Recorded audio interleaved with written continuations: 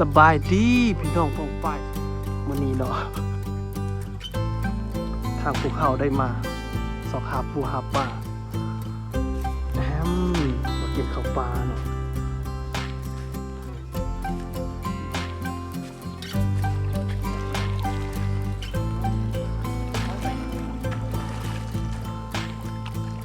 ขยัก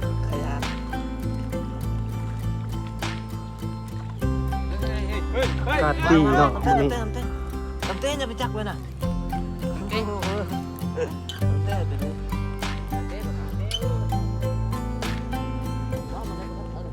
อากาศก็ดี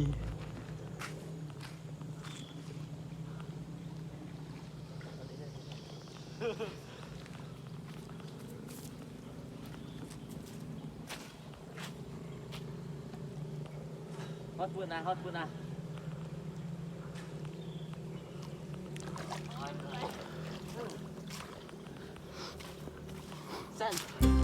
วันนี้เขาสิมาเห็ดบอลแตงกินเนาะ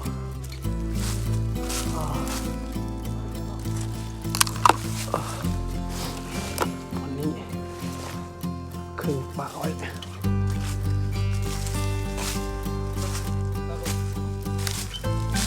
ปลาเขาตอนนี้ในประมาณนี้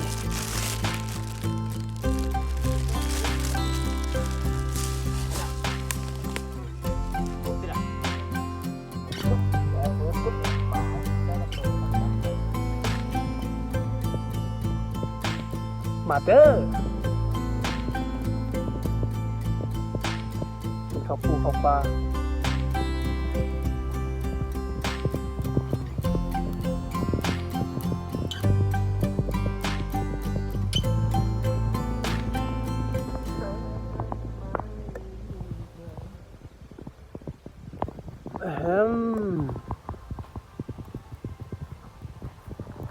กดขับอากาศก็เย็นดีขนาด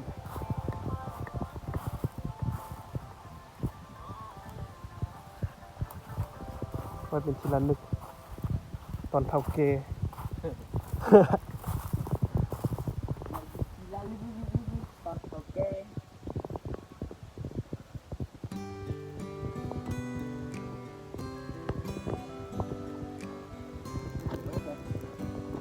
เวลาว่างๆผมประมาณนี้เนาะ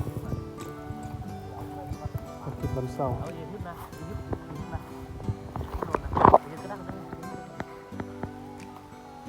หอมขึ้นนะ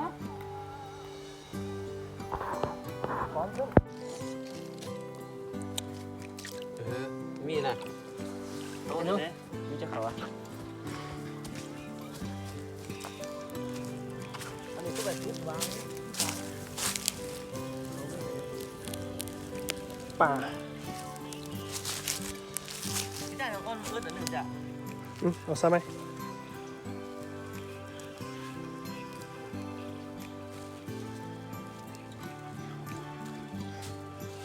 ขานึ่งนำใส่จังใส่โย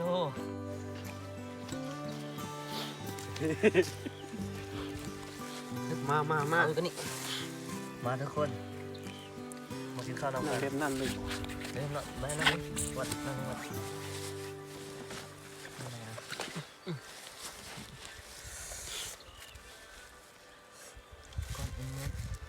ก้อนหมดลิงเบอร์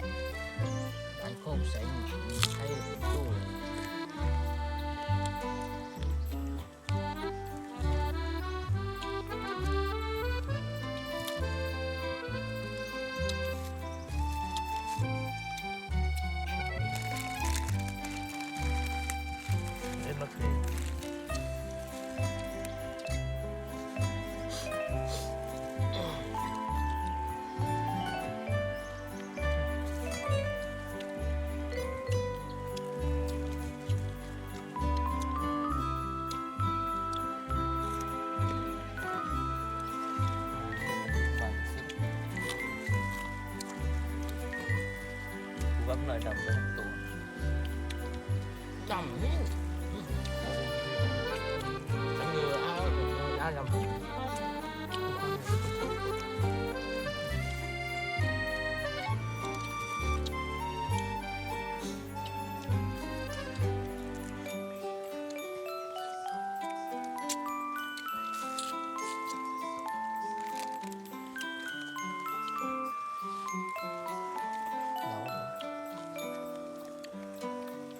เบอร์จะเป็น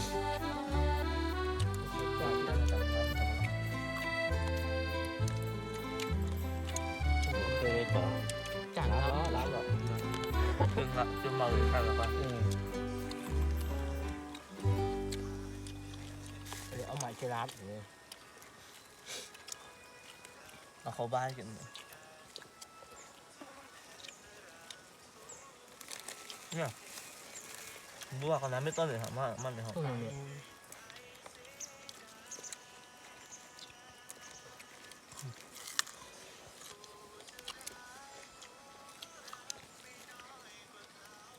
ยดันสันเลยนี่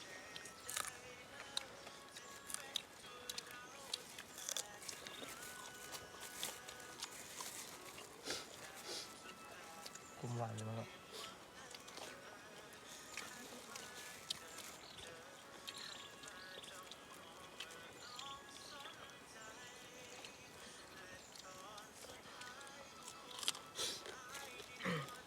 ไม่หมด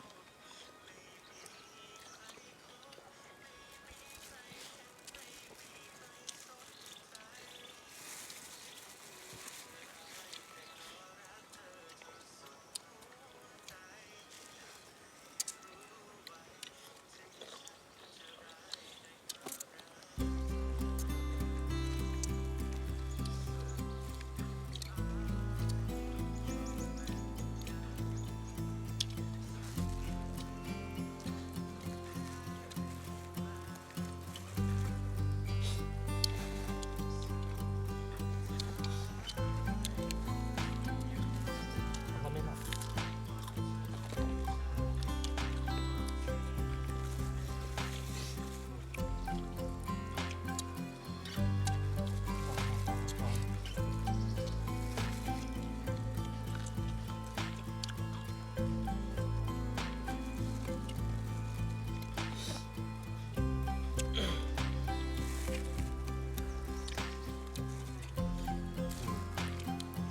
เข้าบ้าน ต้องเอาไปติดอยู่แบบนั้น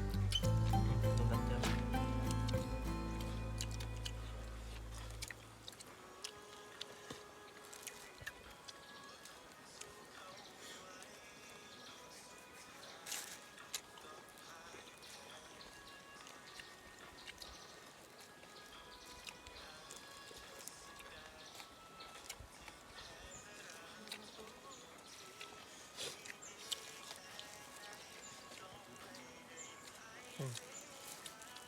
นี่ท่านอาจารย์กินเขาตัวเงาเหนียวแล้วแต่ดิบดุด ตึงแล้ว ซึ่งอันนี้ปุ๋ยยาบมันเลยอ้าว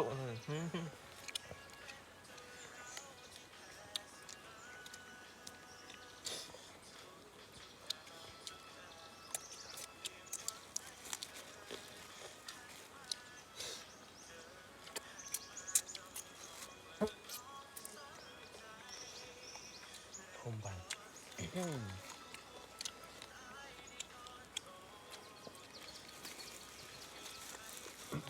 จะได้ไปกินไฟได้แคมป์หนักหนึ่งเตือ ไม่กินหรอกไม่ได้กินลายกว่านึงก็ ยัง กูได้กินเนาะกูจะได้กิน คนไหน ขนาด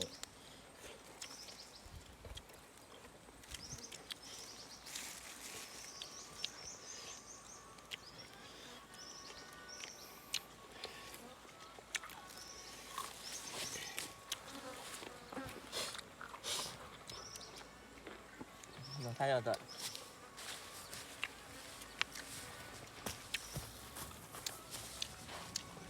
เขาแบบตื่นท้ายผมนะครับ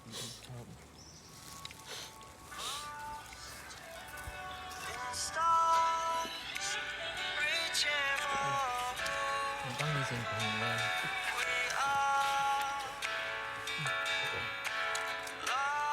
ปากกาบักตัวบักใหญ่ โอ้โห ๆโอ้ยแม่มันไม่ จังมันก็ทำดี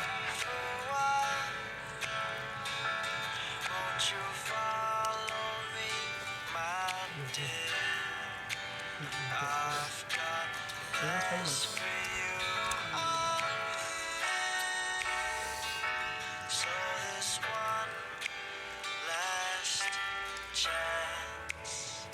จริงๆเลยเฮ้ย มันชิ่งเหมือนเมืองไทยเลย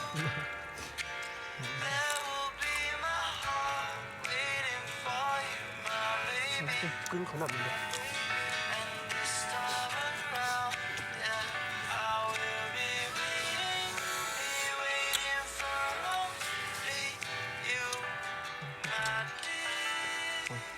เราต้องตอนดังๆรู้เรื่องเลย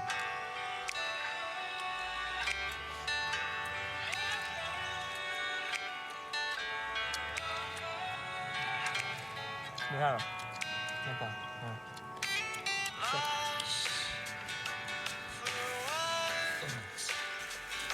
คือไม่เป็นหนังได้จังหวะ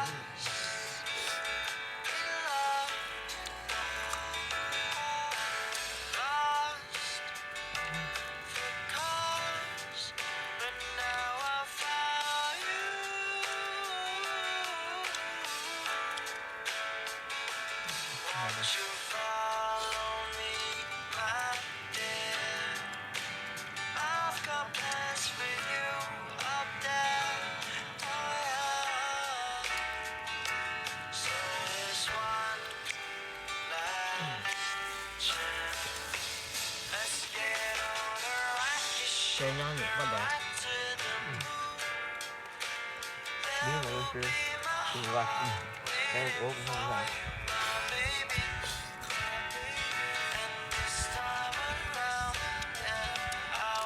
ทำไป2 ถึงเติมเลยต้องใจตั้งมัน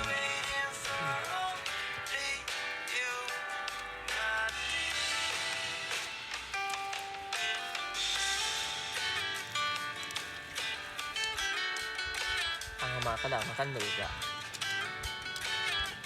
เล่นดูผู้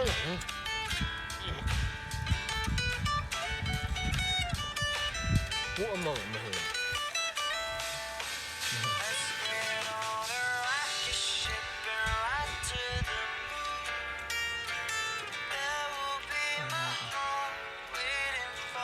ต่างเลยอ่ะ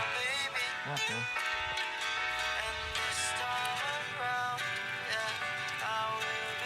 เลยสุด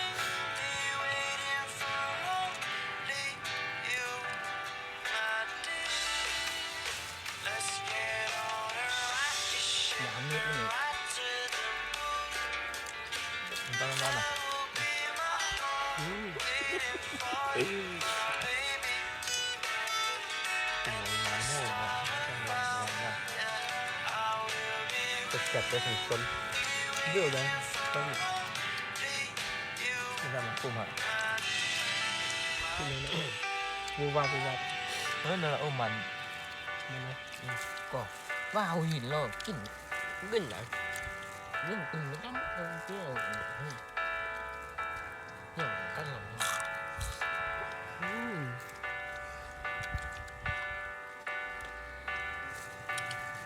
ดังมันโยกอะไรแบบนี้ไม่เข้ามาดูจะหาอะไรกินไม่เห็นกับอะไรนะ เมื่อ แซ่บก็แซ่บ มันไม่หอน